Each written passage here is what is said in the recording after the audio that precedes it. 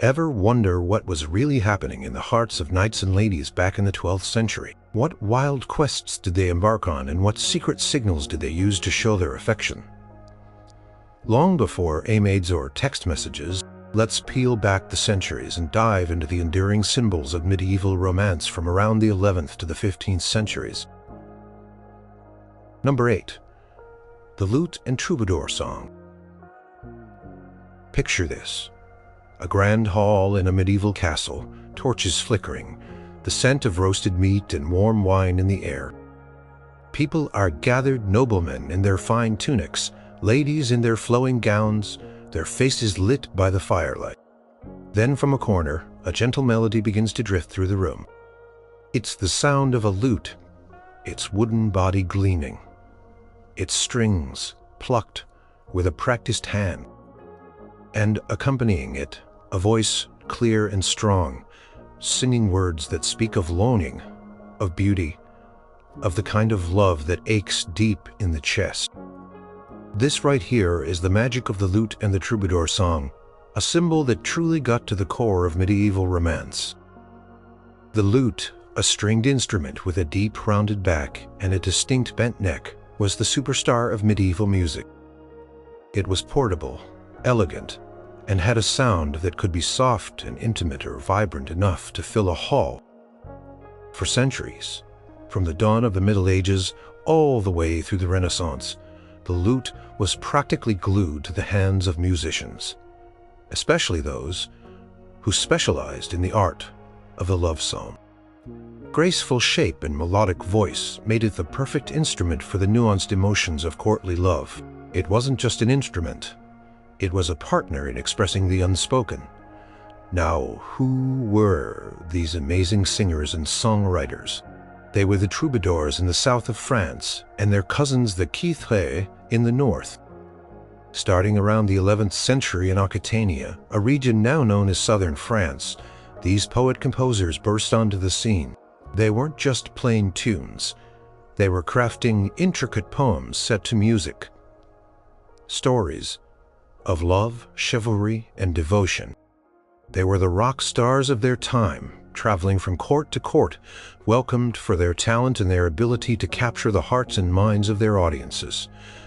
These troubadours weren't just any musicians. Many of them were noblemen themselves, like William IX, Duke of Aquitaine, who is often called the first known troubadour. He was a powerful lord, a knight, and also a poet, who wrote verses that were sometimes witty and scandalous, and sometimes deeply emotional about love. His compositions, even centuries later, offer a glimpse into the courtly ideals of his era, showing that even rulers felt the pangs of romance. Then there was Bernard de Ventadorn, a troubadour from a more humble background, whose songs are famed for their beauty and raw feeling about love and longing. His work shows how this art form crossed social boundaries, becoming a universal language of the heart. The type of song they specialized in, especially about love, was called the canso. These songs were not simple ballads. They were complex, often featuring tricky rhyme schemes and elaborate poetic structures. The themes are almost always about courtly love, which was an idealized and often unrequited form of affection, typically between a knight and a married noblewoman. The singer, usually a knight or a poet, would express his deep admiration, devotion, and sometimes his suffering for a lady who was often presented as perfect and unattainable. The lady was seen as a source of inspiration, someone whose beauty and virtue uplifted the knight and spurred him on to greater deeds of chivalry. The lute in the hands of a troubadour became a vessel for these deep feelings. The delicate plucking of the strings, the careful phrasing of the voice, all combined to create an atmosphere of refined emotion. It was a performance that spoke directly to the heart, whether in a grand feast or a more intimate gathering in a lady's chamber. A knight might sing a song he composed for his lady, or commission a troubadour to perform a piece praising her. The act of sharing these songs built connections, expressed loyalties, and sometimes even conveyed secret messages between lovers who might otherwise be separated by social custom or physical distance. Imagine a knight returning from a long journey or a hard-won battle. Instead of simply recounting his exploits, he might sit down, take up his lute, and sing a song about his adventures, subtly weaving in verses dedicated to the lady he serves. Or perhaps a lady alone in her bower might listen to the melancholic tune of a troubadour singing of distant love, finding comfort or a mirror for her own feelings in the music. These songs were a powerful way to express the emotional world of medieval romance, a world where feelings were often intense but had to be expressed with great care and artistry. The enduring power of the lute in troubadour song lies in their ability to translate the abstract concept of love into something tangible and beautiful. They created a soundtrack for the age of chivalry, reminding everyone that beneath the armor and inside the castle walls, human hearts were beating with passion, longing, and devotion. Even today, the echoes of these ancient melodies and poetic verses resonate, reminding us that the language of love, especially when set to music, is truly timeless. The delicate sound of the lute and the heartfelt words of the troubadour brought the complex, beautiful, and sometimes sorrowful world of medieval romance to vivid, living sound. Number 7. The questing beast or dragon.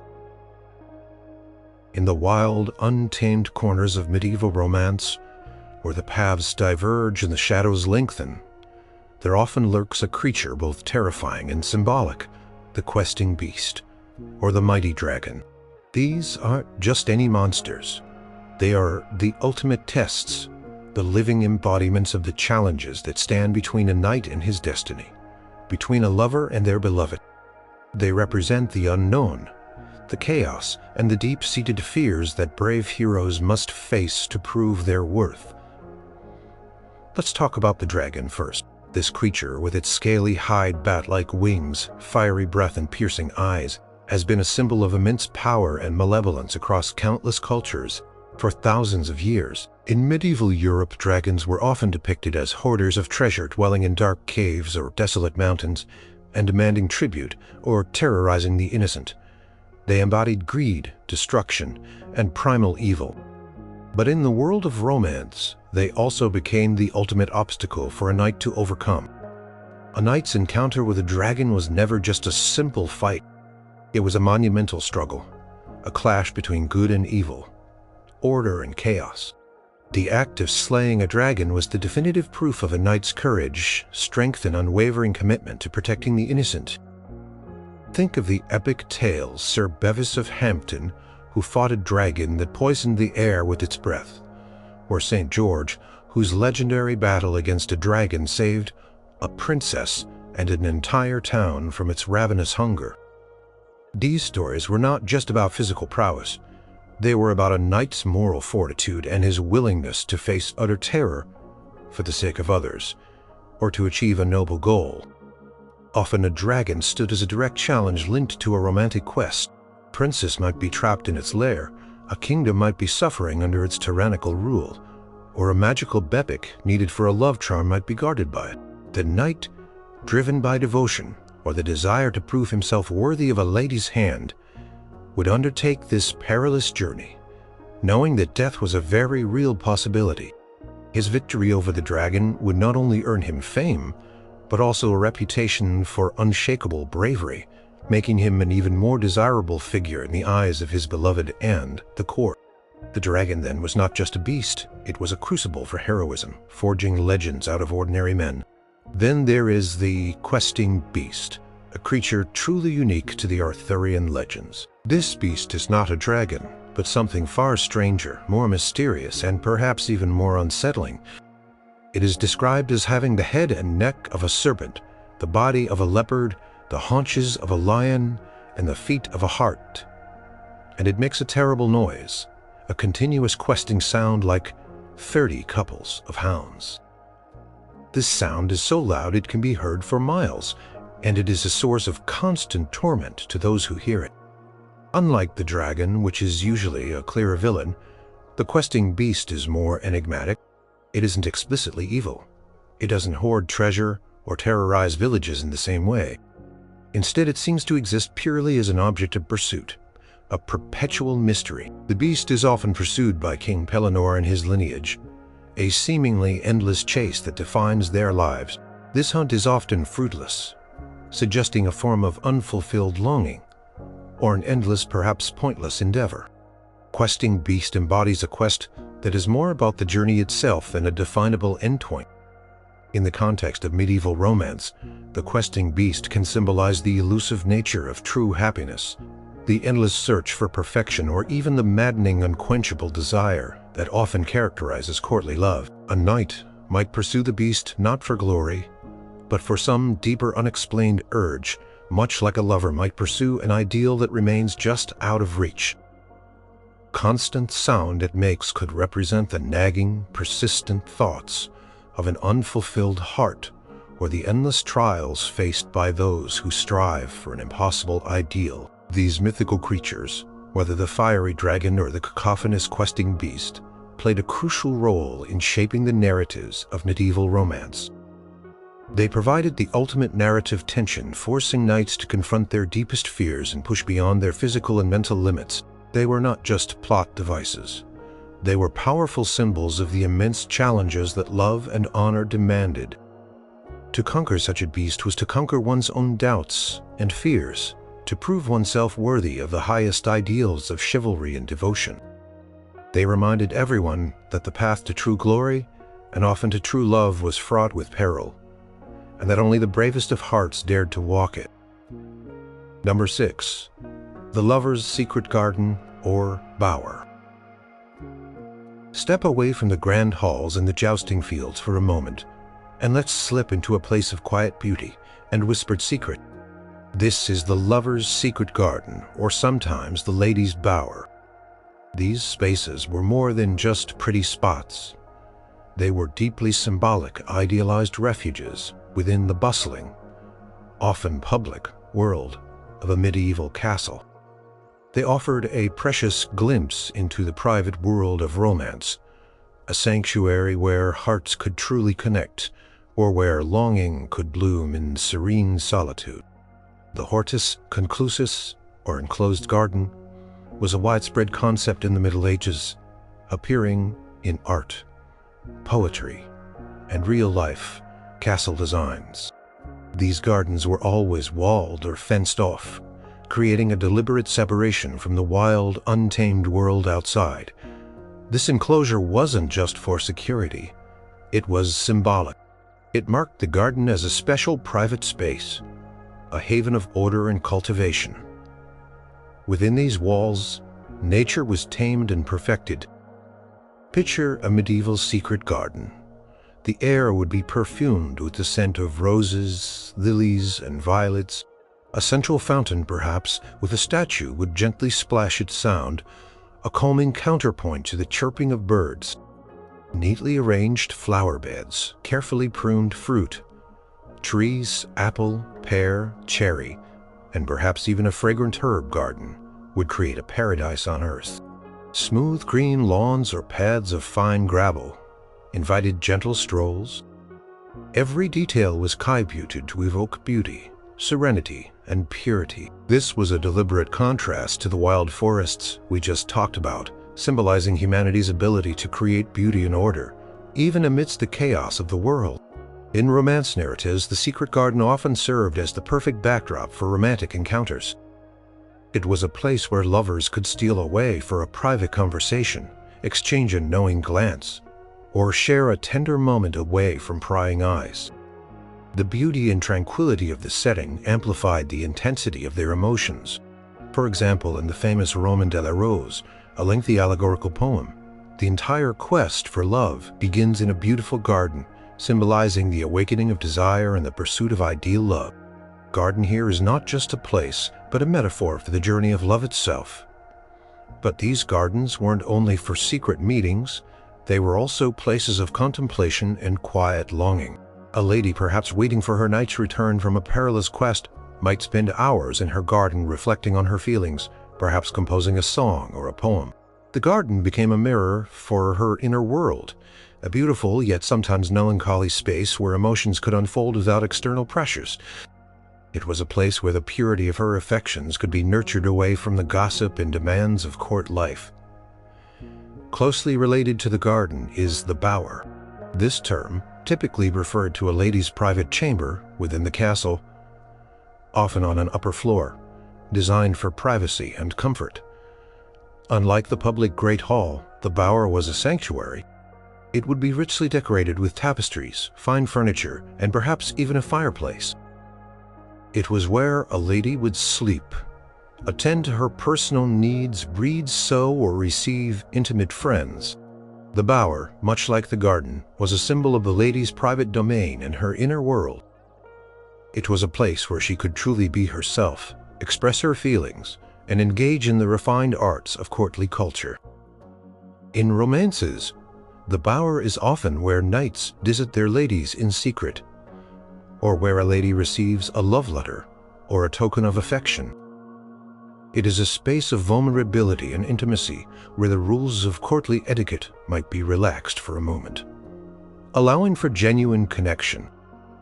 For instance, in tales of Tristan and Isolde, there are moments where their secret meetings occur in secluded bower settings, emphasizing the hidden, forbidden nature of their love. These private spaces heighten the drama and the sense of danger, making every shared glance or whispered word more precious. The bower becomes a silent witness to the most intense emotional moments of the characters. The enduring appeal of the secret garden and the bower lies in their embodiment of romantic ideals. They represent beauty, purity, privacy, and the yearning for an untouched, perfect connection. In a world that could be harsh in public, these hidden havens offered a retreat, a place where love could blossom away from the harsh realities of feudal life. They were places where the most delicate and profound emotions of medieval romance could truly take root and flourish, making them timeless symbols of intimate devotion and heartfelt longing. Number 5. The Enchanted Forest or Perilous Journey. Imagine leaving the safety of towering castle walls, leaving behind the warmth of the hearth and the familiar faces of the court. You step into a world of towering trees, dappled sunlight, giving way to deep shadows where the sounds of the court fade into the rustle of leaves and the calls of unseen creatures. This is the Enchanted Forest, and by extension, the Perilous Journey, a symbol of medieval romance that rips characters from their comfort zones and plunges them into the mysterious, the dangerous, and the jog. The forest in medieval imagination was a truly wild and liminal space, meaning it was a boundary zone, a place between two worlds. It was the antithesis of the ordered, cultivated world of the castle and the cleared fields. For medieval people, the forest was not just a collection of trees. It was a realm of uncertainty, a place where the rules of civilization often did not apply. It was where outlaws hid, where hermits sought solitude, and where the supernatural was rumored to dwell. In medieval romances, the forest became a powerful stage for adventure and self-discovery. It was often a place where a knight would get lost, both literally and figuratively. When a knight entered the forest, he left behind his identity, his social status, and his known path. He might lose his way, his horse, even his armor. This disorientation was deliberate. It forced the knight to rely on his inner strength, his faith, and his chivalric virtues, rather than his external trappings. It was a test of his true character within these enchanted woods. Knights might encounter magical beings, fairies, sorcerers like Merlin, giants, or even talking animals that offered cryptic advice. They might stumble upon hidden chapels, mysterious wells, or ancient ruins that held powerful secrets. The very trees could seem to shift and whisper. The sounds of the forest could be misleading, and paths could vanish into thin air. Tales like those from Chrétien de Troyes, particularly his romances of King Arthur's knights, frequently feature knights venturing into these wild, mysterious woods. Percival, for instance, spends years wandering through the wasteland and its desolate forests on his quest for the Holy Grail, encountering strange figures and facing countless trials. Perilous journey itself, often through or spurred by the forest, was a core element of a knight's quest. It was not just about reaching a destination, it was about the trials faced along the way. These journeys were fraught with danger, ambushes by rival knights or bandits, attacks from mythical creatures, or even the subtle spiritual dangers of temptation and despair. Each obstacle was designed to test the knight's courage, his loyalty, and his moral compass. A knight might embark on such a journey to rescue a damsel in distress, to find a magical bacchid, to prove his love for a lady, or to atone for a past misdeed. Consider Sir Gawain's journey in Sir Gawain and the Green Knight. His quest takes him through a desolate wintry landscape, a wild and untamed wilderness, before he reaches the seemingly hospitable castle of Bertilac. This journey is not just a physical one. It is a spiritual and moral pilgrimage where he faces both external perils and internal struggles with temptation and fear. The journey transforms him, revealing both his strengths and his human frailties. The forest also served as a place of revelation. Sometimes a hermit living deep in the woods would offer spiritual guidance to a lost knight, providing insights that could not be found within the worldly courts. Or a hidden glade might reveal a magical spring that offered healing or a vision. These unexpected encounters were crucial, as they often provided the knight with the wisdom or the impetus needed to continue his quest, or to understand its deeper meaning. The enduring power of the enchanted forest and the perilous journey in medieval romance lies in their embodiment of transformation. They represent the necessary trials that heroes must endure to grow, to prove their worth, and ultimately to achieve their goals, whether it be rescuing a loved one, finding spiritual enlightenment, or simply discovering who they truly are. These symbols remind us that the most significant journeys are often those that take us far beyond what is familiar, into the wild, unknown territories where true heroism is forged and where the deepest layers of romance unfold. Number 4. The lady's scarf or favor. In the glittering spectacle of a medieval tournament, where the clash of steel rang out and the ground trembled with the thunder of hooves, one small, delicate item held enormous power. The lady's scarf or favor. This seemingly insignificant piece of cloth, or sometimes a ring, a sleeve, or a ribbon, was a potent symbol of affection, inspiration, and the intricate dance of courtly love. It was a visible sign, often publicly displayed, of a secret bond between a knight and his beloved lady, and it carried a weight far beyond its simple material. The giving of a favor was a pivotal moment in the etiquette of medieval romance. A lady, perhaps observing a jousting match or melee, would choose a knight who had caught her eye, or for whom she held a particular affection. She would then present him with a small item from her person, a piece of her clothing like a sleeve or a scarf, a ribbon from her hair, or even a jewel. This was not a casual gift. It was a deeply meaningful gesture, acknowledging a special connection, even if it was unstated or idealized. The knight in turn would accept this favor with great reverence. He would attach it to his helm, wear it on his arm, or sometimes tie it around his lance. By doing so, he publicly declared his devotion to that lady. The favor became a visible symbol of his loyalty, his inspiration, and his commitment to performing deeds of chivalry in her name. It was a banner of her presence guiding his actions and boosting his courage on the battlefield or in the tournament arena. The symbolism of the favor was multifaceted. First, it was a tangible link to the lady. By wearing something that had touched her, the knight felt her presence even when she was far away. It was almost like a protective charm imbuing him with strength and good fortune. This belief in the power of a lady's favor to enhance a knight's prowess is a recurring theme in romance literature. The knight was literally wearing his heart on his sleeve, or at least a symbol of it. Secondly, The favor served as a public declaration of a private devotion, while the exact nature of courtly love was often shrouded in secrecy. The display of a favor made it clear that a knight was fighting for his lady.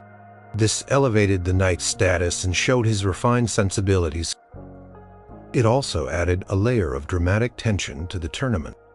Spectators could see which knight was devoted to which lady, and her presence was a constant reminder of the stakes involved, beyond just winning the prize. If a knight performed exceptionally well while wearing a lady's favor, it reflected positively on both him and the lady, enhancing their reputations within the court. By accepting it, the knight implicitly promised to uphold the highest standards of chivalry. To fail in battle or to act dishonorably while wearing a lady's favor would not only disgrace himself, but also bring shame upon her. The favor, therefore, was a constant reminder of his vows and the noble ideals he was meant to embody. It spurred him on to greater feats, knowing that his lady's honor and his own were on display. Examples of the lady's favor are sprinkled throughout medieval romance. In the tales of King Arthur, Guinevere might give Lancelot a ribbon, or a knight might receive a sleeve from a lady he admires. In Sir Gawain and the Green Knight Gawain receives a green girdle from Lady Bertilac, which she claims will protect him from harm. He wears it as a favor initially for protection, but it later becomes a symbol of his momentary lapse in honesty, highlighting the complex ethical weight these tokens could carry. The enduring nature of the lady's scarf or favor lies in its powerful representation of the hidden yet vital connection between a knight and his beloved. It was a small, delicate object that bridged the gap between outward displays of martial prowess and the intimate, often secret, emotions of the heart. Transformed an article of clothing into a profound symbol of inspiration, loyalty, and the delicate balance between public duty and private devotion in the world of medieval romance. Number 3. The tournament and joust. Forget your modern sports, stadiums, and grand athletic events. The medieval tournament, with the joust as its dazzling centerpiece, was the ultimate spectacle of its age, a thunderous display of chivalry, skill, and raw courage. It wasn't just a game. It was a living drama, a public forum where knights could prove their worth, win glory, and, most importantly, impress the ladies of the court. This symbol perfectly captures the blend of martial prowess and romantic devotion that defined medieval romance. Initially, tournaments were often chaotic. Full-scale battles known as melees, or tourneys, where large groups of knights would fight on horseback, often with blunted but still very dangerous weapons. These early forms were essentially mock battles, intended to train knights for warfare while also providing entertainment. They were brutal, often lasting for hours, and sometimes resulted in serious injury or even death. However, by the High Middle Ages, especially from the 12th century onwards, the tournament began to evolve into a more organized and ceremonial event. The joust, a one-on-one contest between two mounted knights armed with lances, grew in prominence.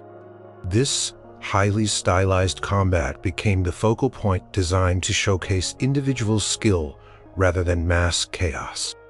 Barriers called lists were introduced to keep the knights separate and to guide their horses, reducing the risk of a head-on collision, though danger remained ever present. Picture the scene.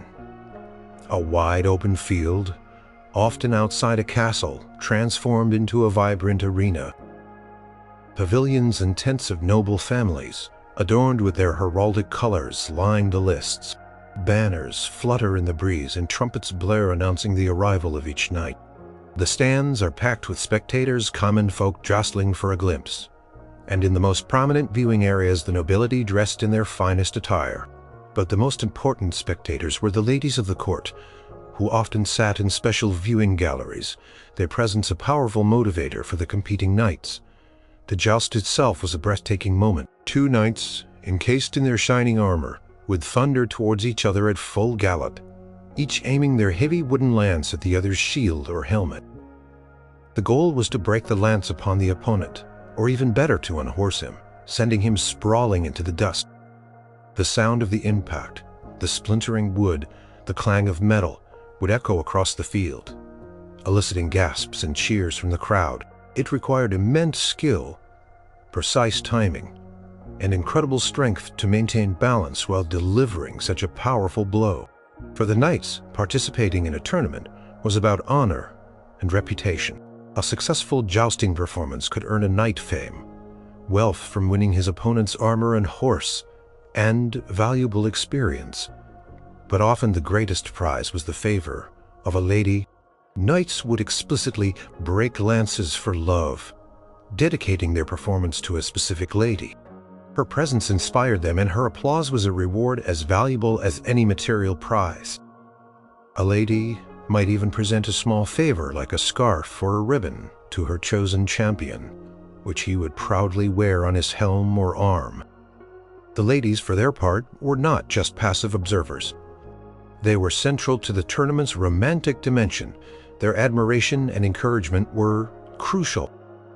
They were often the ones who would bestow the prizes, like a valuable ring or a wreath, upon the victor. They could also show their disapproval, or conversely their overwhelming delight, influencing the reputation of the knights. The tournament became a stage for courtly love to play out publicly, where the knight demonstrated his devotion and valor, and the lady acknowledged his worth. Chroniclers of the period, like Jean Froissart, in his Chronicles, meticulously described the pageantry and drama of these events, noting the famous knights who competed and the grand feasts that followed. These accounts show how tournaments were not just military exercises, but important social gatherings where alliances were forged, reputations were made, and the ideals of chivalry and romance were celebrated. The enduring symbolism of the tournament and joust lies in their powerful fusion of martial prowess and romantic aspiration. They highlight the idea that a knight's strength and bravery were not just for war, but also for love and honor. The spectacle, the danger, and the intense emotional stakes made them a cornerstone of medieval romance, forever linking the thundering hooves of chivalry with the beating hearts of devotion. Number 2. The castle. Stand at the foot of a medieval castle, and you immediately feel its power, its history, its sheer presence. With its towering walls, imposing towers, and sturdy gatehouses, the castle was far more than just a building. It was the undisputed heart of medieval life, a symbol of authority, protection, and, perhaps surprisingly, the very stage for the intricate dramas of medieval romance.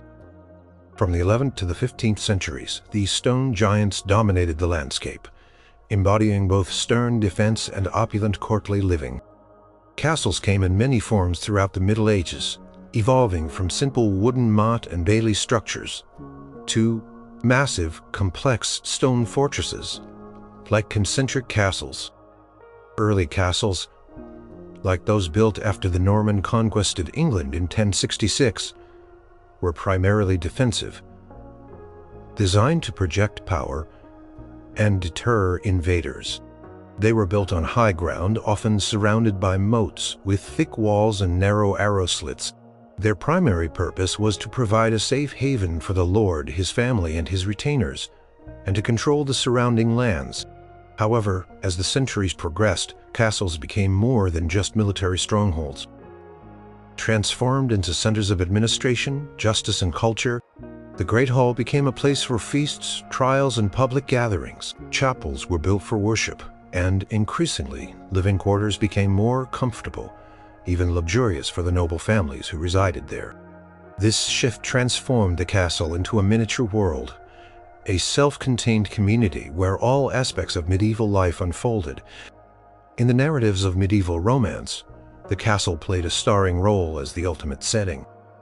It was the destination of many quests, the prize to be won, or the place from which a captive damsel needed to be rescued.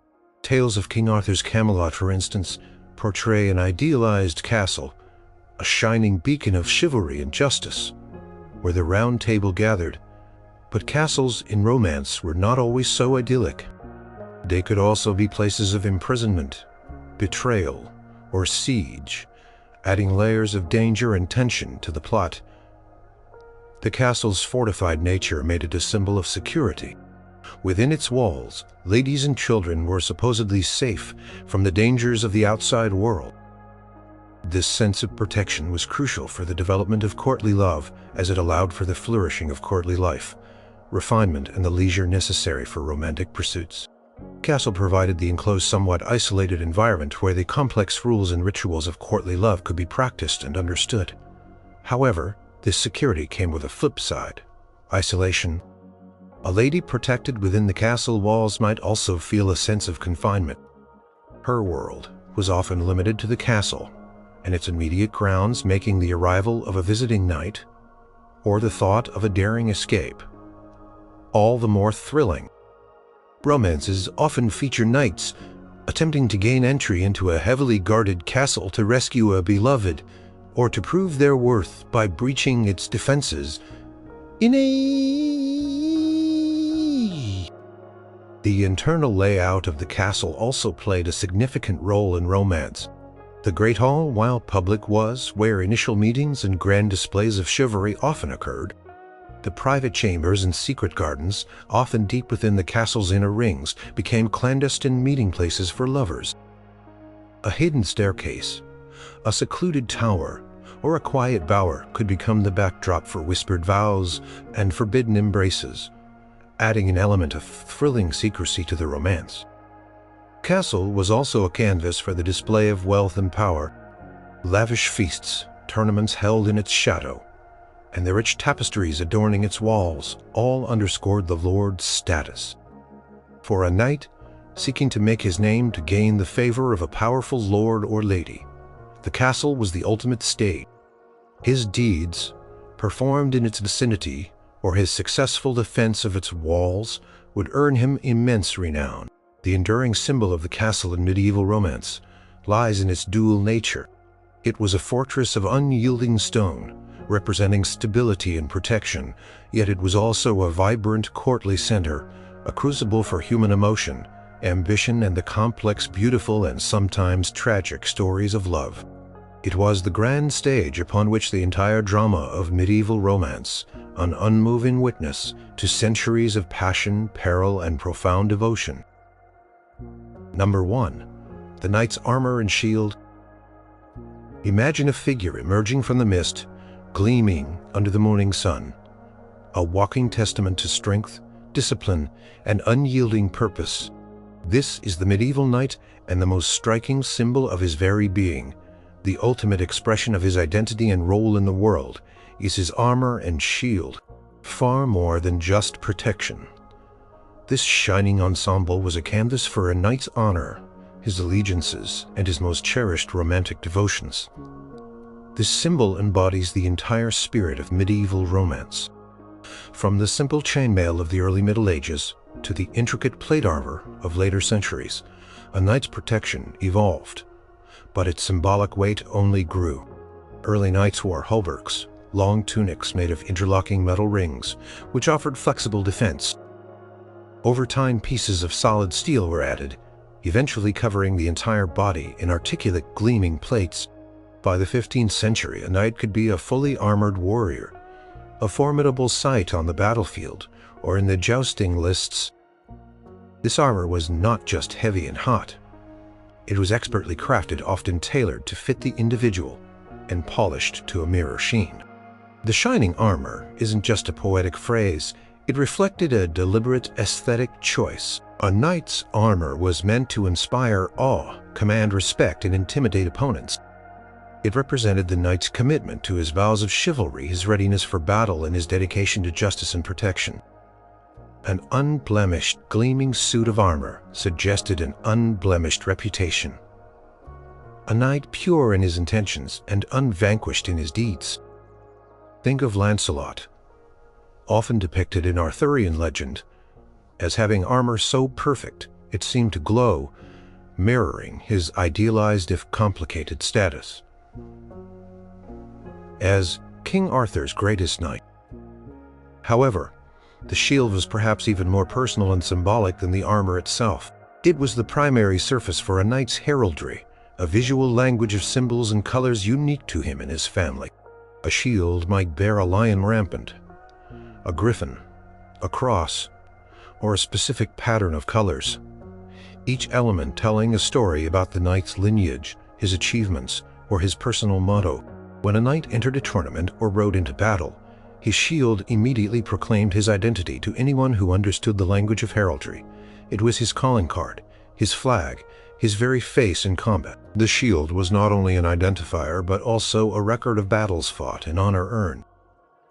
Dents, scratches, and nicks on a shield told tales of fierce engagements, of blows withstood, of courage in the face of danger.